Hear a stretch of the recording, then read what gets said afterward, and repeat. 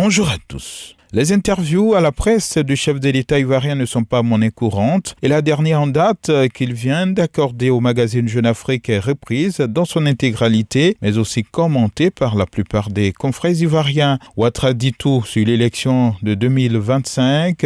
Bédié, Gbagbo et Soro constatent l'inter et l'expression. Il fait le grand déballage, renchérit Soir Info.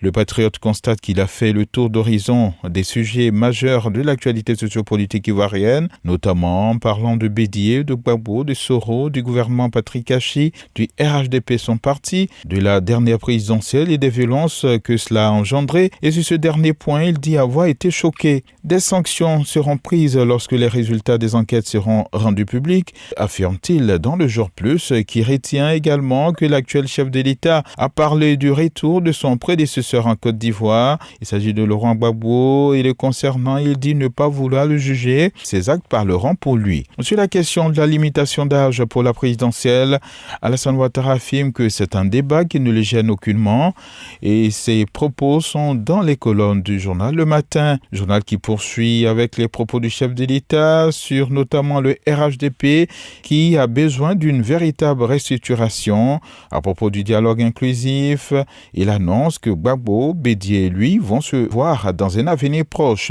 Mais sur le cas Soro-Guillaume, il dit n'avoir rien à dire. Analysant lui aussi ce qu'a dit le chef de l'État dans son interview, le Nouveau Réveil affiche la Côte d'Ivoire virtuelle de Ouattara. Pour le journal, cette interview ne dit rien d'autre que ce qui a été déjà dit à d'autres occasions. Elle permet au chef de l'État d'exposer une Côte d'Ivoire qui n'existe que dans la case RHDP dont il est le président, écrit ce journal. Sans doute, cette Côte d'Ivoire dont il parle serait l'idéal, mais très loin de la réalité, estime le journal. Son confrère aujourd'hui parle, lui, à propos du troisième mandat, d'incroyable déni du président Ouattara.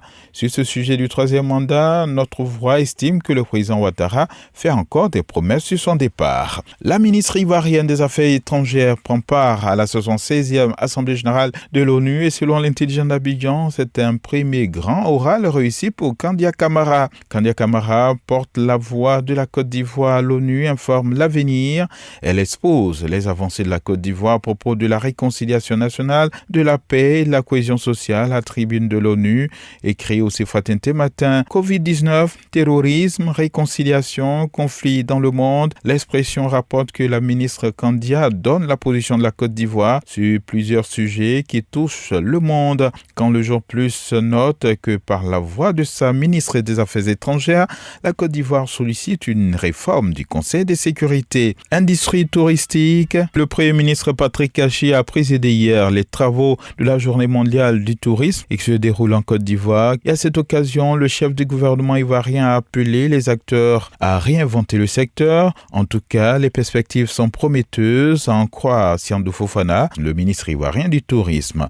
Affaire détournement présumé au niveau du groupe parlementaire du PDC-RDA, le Nouveau Réveil et Dernière Heure Monde s'y intéressent et se font l'écho des précisions de deux députés. Il s'agit notamment de Maître Blessi Chrysostome et de Brendoumi Ismaïla, trésorier de ce groupe parlementaire, et ceux-ci affirment qu'il n'y a pas un soupçon de détournement. Et puis cette information triste relayée par la presse dans son ensemble, Madeleine Tchekaya, première femme ENAC de Côte d'Ivoire, elle était major de sa promotion, ex-députée Doumé, ex-présidente directrice générale de l'entreprise Jean Abigal, s'est éteinte à l'âge de 91 ans, informe notamment Fatete Matin qui, comme ses confrères, parle aussi du décès de l'illustre professeur de droit Cabran Apia, également président du parti d'opposition Alternative Citoyenne. Il a été ancien ministre du Transport sous Laurent Gbagbo. Qu'il repose en paix, ces illustres serviteurs de l'État. Bonne journée à tous. Bonne Radio de la paix. Se parler, s'écouter, se comprendre.